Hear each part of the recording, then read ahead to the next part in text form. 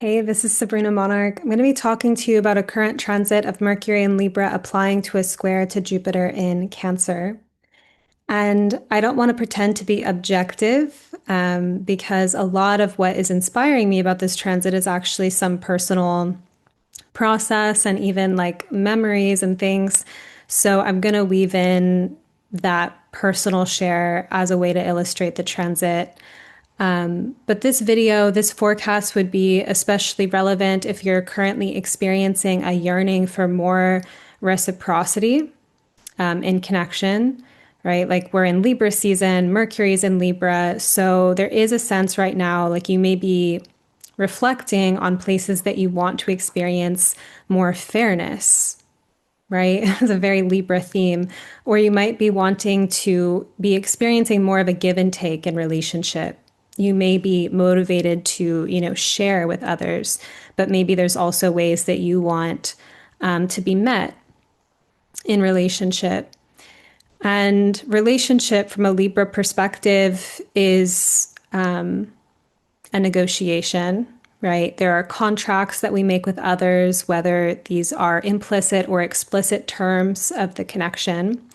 And so when we are wanting to have a better experience in connections, sometimes we just talk about it. And the relationship has that kind of spaciousness and open communication and dynamism where you can talk about conflict or issues or things that are coming up in the connection and you can work through it and it can change. Not all relationships have that. And so you may know that experience as well of being in dynamics where you can't freely voice your feelings or needs without being, dismissed or diminished or ridiculed or what have you. Right. So relationships are not always a consensual contract. Sometimes there are just people in our lives that are, we're in community with them in some way, or it's family members or whatnot. So Libra deals with all of those different kinds of connections, whether we have chosen them, whether we are choosing to invest deeper in them or not. And so, in terms of looking at it from the perspective of negotiation, sometimes it's really helpful, I think, with Libra to consider the unconscious negotiations that we have made and where we want to change those agreements. So, when we have been, say, accepting types of patterns or connections in our life, and then we have an internal shift, and then we rewrite those contracts of like, I don't do that anymore, right? And so there's almost kind of a power theme, maybe in a Libra perspective, of getting to a place where your contracts that you are writing are that much more clear and enjoyable and win-win situations. So that's happening. And at the same time, I was noticing myself pick up kind of residual grief or be in different processes of thinking about things I can't say, that I don't expect that I will be heard or met. And there's still emotion there, and there's a desire to be heard or met by someone in particular, and I don't think it's possible. So, for context, in one of these instances, I just ended a summer connection that was really beautiful and meaningful and so powerful and magical in all these ways to me. And there was many parts of that that was mutual. But I did notice that this person would kind of synchronistically orbit with me when I was, in my most like vibrant, magnetic, magical energy and become kind of hot and cold, distant. And if I really needed him or something like that, I didn't feel like I could count on him from that needy place within. So then I would self resource, be all magical and magnetic, and then he would appear right back. And I went through that cycle of really enjoying, sharing these kind of peak states until I felt I want more than this, right? And I shared in the connection what I wanted, and he didn't want to create that particular agreement or whatnot with me. There wasn't a lot of space or dynamism to go there. So, while remaining very grateful and open, and like there was such a, yeah, deep magic and mutual kind of like adoration or excitement, chemistry, all of this, something inside of me shifted. I wanted more, so I let it go. And had the process of having this kind of emotion and wanting to direct it, of like, this is how I'm feeling, and almost like I've already made all of this known. It is all known. I have let go.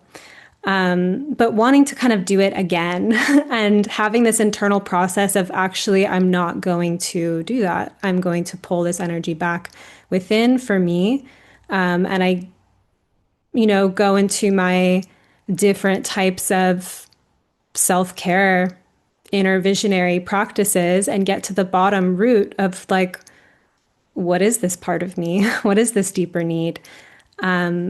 What's going on? What is he a mirror of? And getting into this more introspective process with it and realizing that, yeah, I want something very different in my life in this way. And that it comes down to wanting to be met in more of me, right? So I started to look in the mirror of what is my relationship to all of me, not just my favorite parts of me, but just my day to day, normal, mundane self, or me who's still in grief, or whatever all these parts are. I am going to tend to all of them, be in deep connection and friendship with myself, and also hold this desire to be met in a deeper way.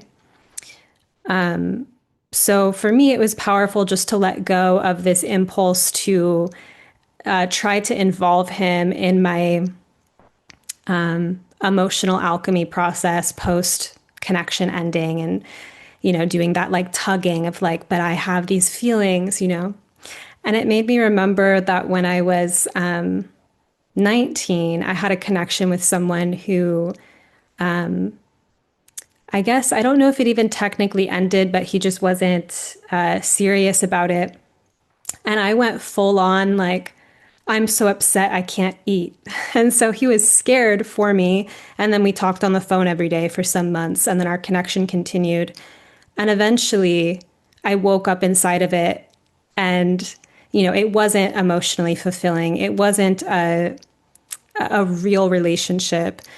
And I just kind of was like, what am I doing with my life? And, let it go, and also alchemized and let go of the connection.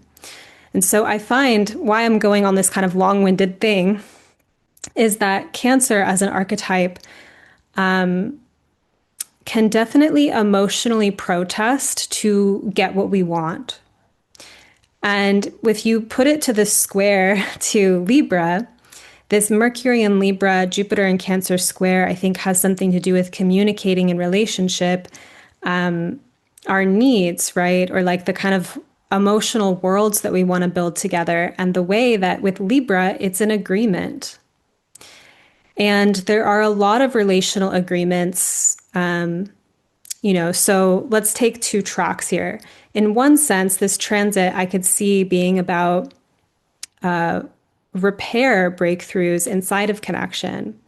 The way that inside of connections where people have built a lot of trust and stability, and there's space for people's dynamism and growth and evolution, that conflict can happen and repair can happen. And there's a way of, growing together through these different chapters and changes.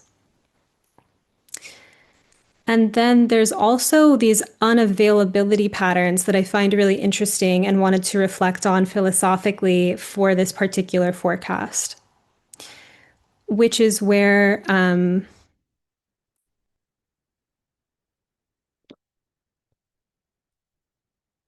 why do we petition, negotiate, beg, or chase for emotional reciprocity? I mean, there's a lot of reasons. Okay, so let's unpack that.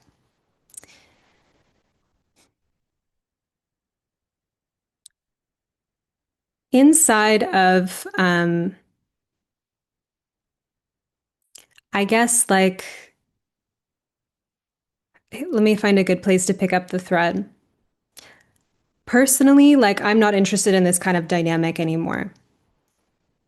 I don't want to be enacting it. I don't want to be on the other side of it.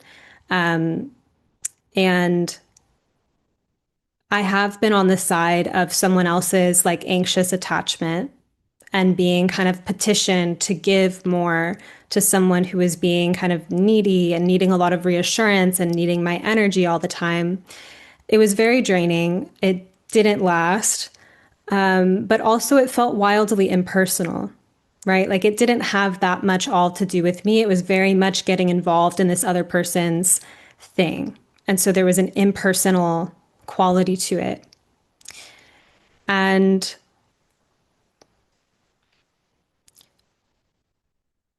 inside, I was listening to this Jungian Life, and there was an episode where the hosts were talking about if you ever need something very badly from one person, and if they could only give it to you, then your whole life would be better and resolved.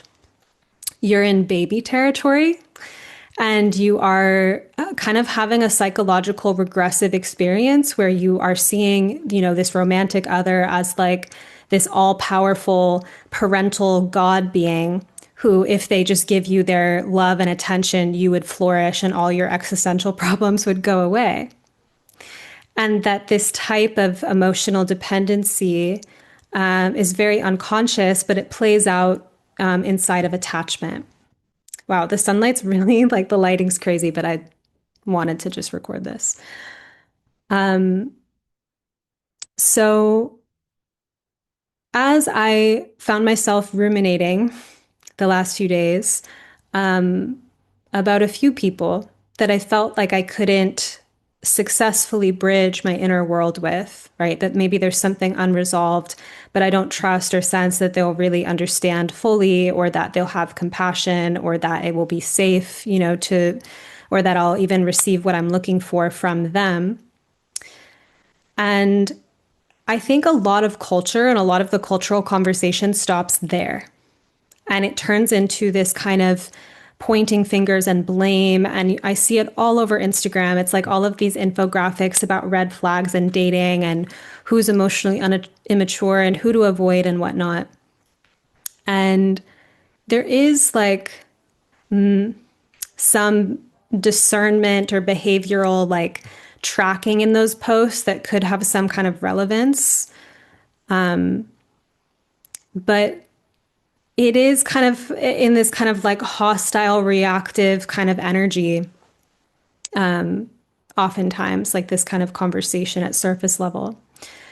So I think that the conversation sometimes culturally stops there about this person's avoidant or this person's unavailable, etc. And I think sometimes the more difficult, longer, but more fulfilling inner work is really looking at why attract an unavailable person in the mirror and what's kind of psychologically going on in that way. So as I, have picked up all these different practices around parts work, and I go into these different trance states and do different practices as part of my kind of everyday life, when I sense something is off within me or like something needs attention, I have different tools to go in and like be with, and this also is what I do with clients often, as well as like journey into these inner waters. So yeah, it's a big part of my life. But when I reflected on these people that, are unavailable for whatever reason, and one part of me reactively coming up and being like, the situation's unfair, kind of thinking about the unfairness of it and being like, interesting, it is Libra season. And then feeling into, okay, but what part of me is like the most threatened by this, right? That the part of me that wants protection, that is feeling deeply unprotected. And how can I relate to that part of me? And at the same time, no, I'm not wanting to just be like extremely hyper independent and, not be part of a web of connection or something like that, or like not be in connection. But from a root level, from a healing level, really actually questioning why be part of this dynamic where I am negotiating to be seen and met and cared for by someone who's unwilling. Like, how could I just philosophically completely exit that paradigm? And it had me reflecting on almost like a socially normal chain of like a person who's hung up on their ex, and so they're unavailable, and then they're dating someone who, just wants to be connected to them, but they're unavailable because they're hung up on their ex. And maybe someone else has a crush on this person. And, it's like, why miss each other that way? What does it look like to wake up inside of being inside of that pattern? To recognize so much of my psychic energy is being invested in a situation that's not reciprocal. It's with a person who's not even there, right? I had a series on this podcast, or this on this podcast, if you're listening on Magic of the Spheres, but also on YouTube, about getting over exes and healing from heartbreak, and like all my collected teachings over that. It was a really powerful series, and I recommend it. It's on the YouTube page under the tab called Heart and Sex. And so, what I've noticed in myself is if I am preoccupied with something that is no longer, or a person from my past, that there is grief that needs to be felt there, but there's also new life that needs to be lived.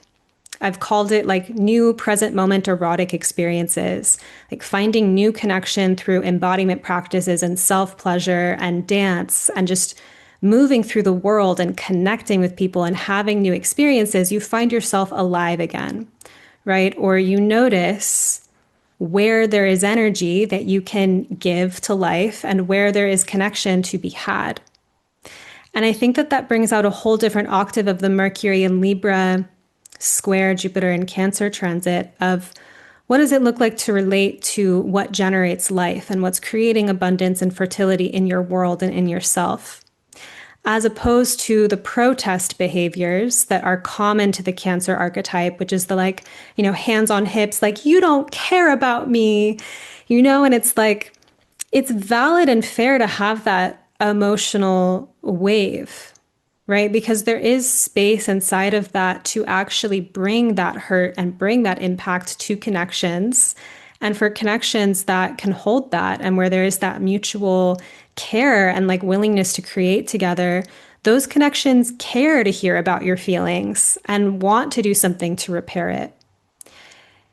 And if your feelings or inner world threaten collapse of the connections that you're in, as in your inner life isn't welcome, there's probably some deeper childhood wound that is rooted in. And then continually, there's these relational negotiations where that is allowed because the philosophical or kind of like the subconscious frames are just like, that's just the way relationship is, or, I'm too much. My inner world, my needs are too much. I can't share them. And every time I share them, my relationships collapse. Whereas, like, if you're really in deep connection and reciprocity with yourself, right, you care about your needs, you care about what you're building, you care about your purpose, you want to be well, then you don't have time and energy to drain into connections that cause more pain than well-being, right? And you could easily let these things go that can't meet you and begin to, create. And that's another thing too that I will say about like the internet culture and a lot of this, infographics and this kind of concept of if it doesn't serve, throw it out, or if, let everything go that doesn't serve you. There's almost like a reactivity or a quickness to just discard. And it's really more of a process of letting your heart be seen being in contact with your own needs, prioritizing your organism, right, and your wellness in an interconnected like system, right? So having conversations, developing the emotional intelligence or relational skill sets to name what you're feeling, to share it in connection, and then relationships flourish. Or sometimes there isn't reciprocity. So when I see this Jupiter in Cancer square to the Mercury in Libra, it's like, are our worlds, are our emotional landscapes reciprocal? Is this possible with each other to be mutually felt, seen, and known?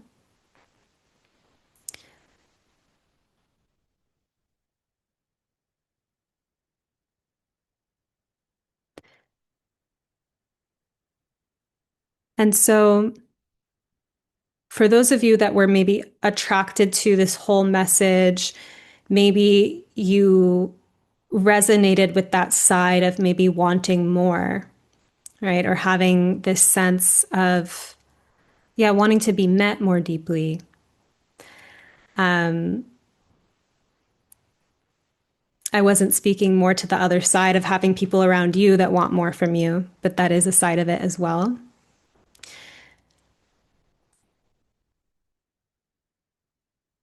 But inside of having like a need or wanting life to grow and become bigger, right? To feel more fulfilled in your heart, to feel more met, for your world to be like fertilized. Having more loyalty to that truth of the emotional body and the willingness to communicate honestly and create that same free will for others to actually meet you and not, manipulative games to keep people by withholding or presenting information in ways actually allows more life to like flourish into connections.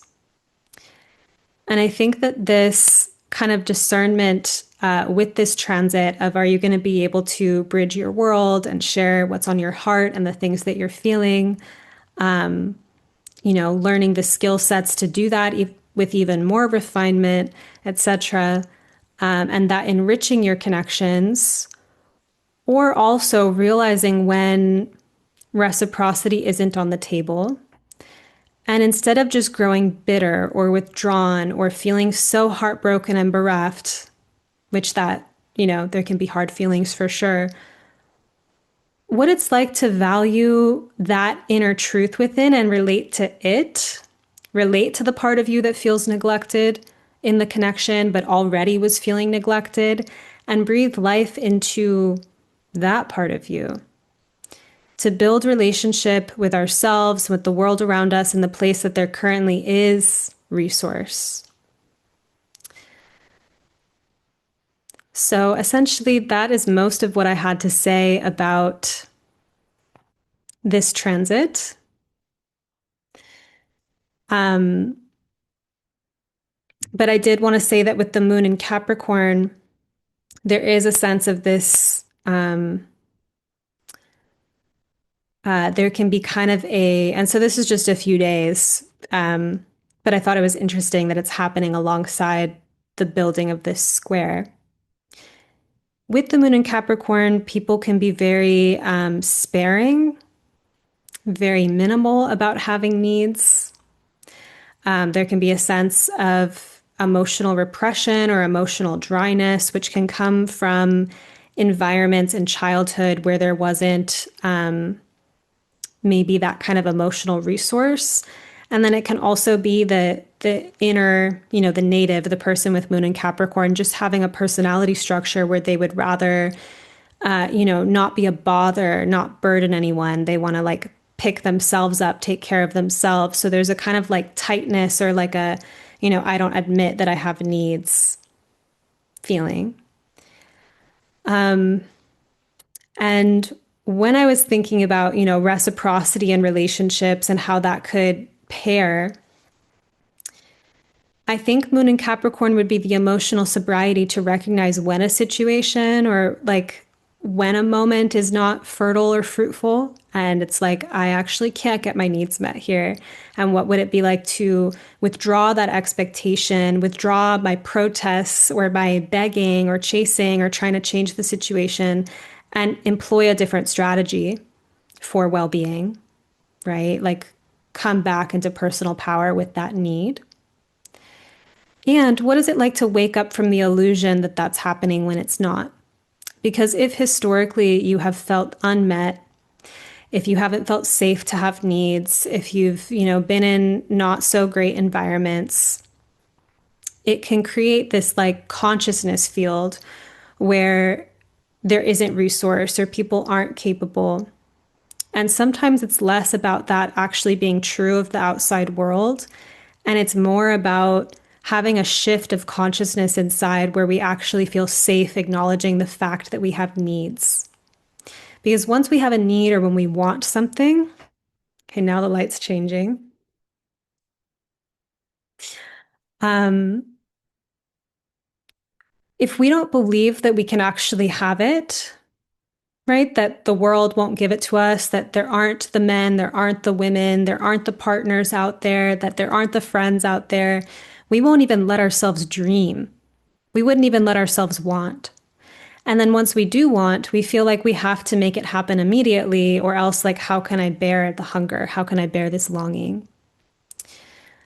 So that's a really quick way to have repressed needs because it's painful to want something that we don't have.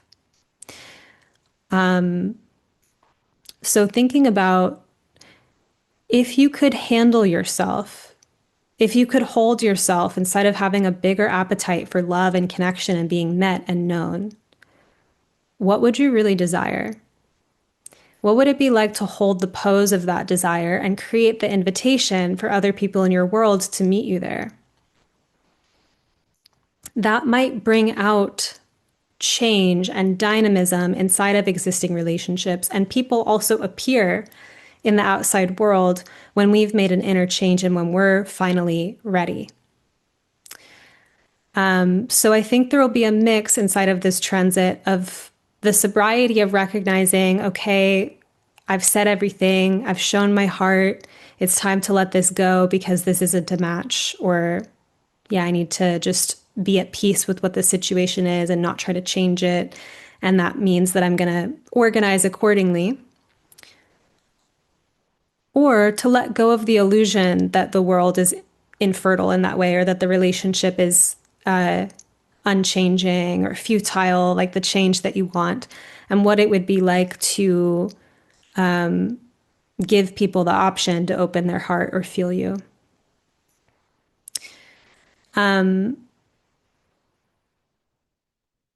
So I suppose within all of this, maybe a place I'll close is that there is that kind of famous, maybe it's Rumi, I don't know, concept about removing the barriers in your heart to the love that you seek. And when we get very in the 3D, in the world, in the entanglement of, the mirrors of other people that have shown up in our lives and the disappointments or the problems or the ruptures, and it's like, it's all out there.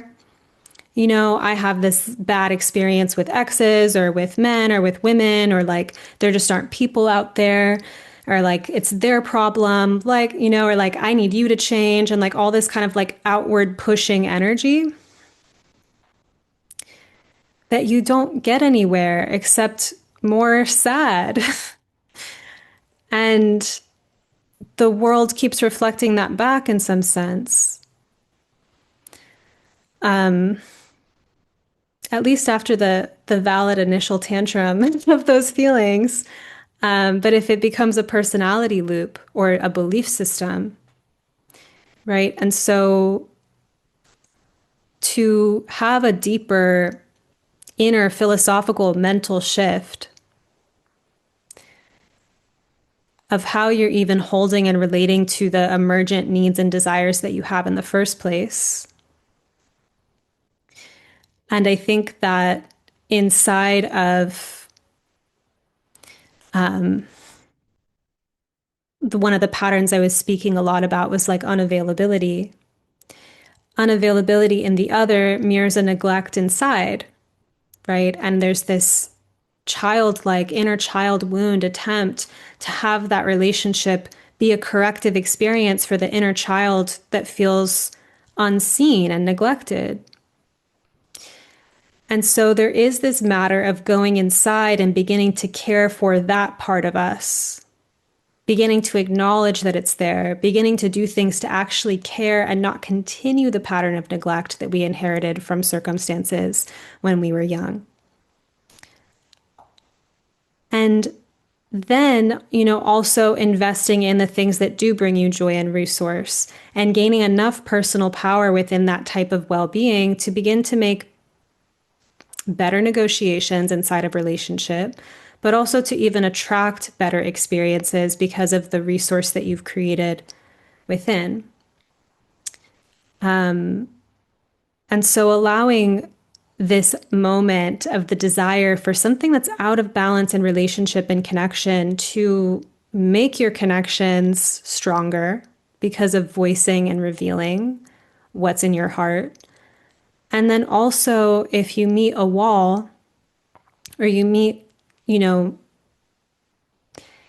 yeah, a wall is all we need to say, how you can stay connected and alive to that energy within yourself and have an inner transformation in the heart, and not drop the ball on yourself, right? Just if something isn't reciprocal, you're not met in the world or in connection, don't drop that ball on yourself. There's something within you that you can still meet. And if there's a yearning that you have, take the risk and share that in connection and see what happens and see if your world opens and expands. And if this is something that is not as developed a skill, I think that the intention and like investment in learning about repair processes or emotional intelligence, relational skill sets, I mean, it's kind of invaluable, right? Like it's something that there is a deep work that's happening in relationship at those levels. And then underneath it, there's that kind of subconscious or inner child or all this content that really gets stirred up in relationship. And so I think to have, transformation and evolution in relationship is actually asking for a lot of presence, attention, care, both with ourselves and with the other that we're interacting with, and more about getting through or lifting these kind of grids of cultural norms, cultural traumas, our own personal historical traumas, and being able to like lift those veils that are creating illusion in the way that we're interfacing with the possibility inside of life and inside of relationships, lifting, clearing that material and having more deep, nourishing presence with people. A lot of people are hungry for that. And some people aren't at the moment, and they're not the ones to beg for it. um, I think it comes down to trusting the validity of the desire and trusting life to be fruitful in that way. If we tend to, these very tender desires of our heart and the parts of us that want to bond and connect deeply with people. So I hope all of this made sense. The weaving of these different personal shares, but also the kind of philosophical context of this moment that we're in. Let me know your thoughts. I forgot to say at the bottom to please like this video, leave a comment, let me know what resonates with you.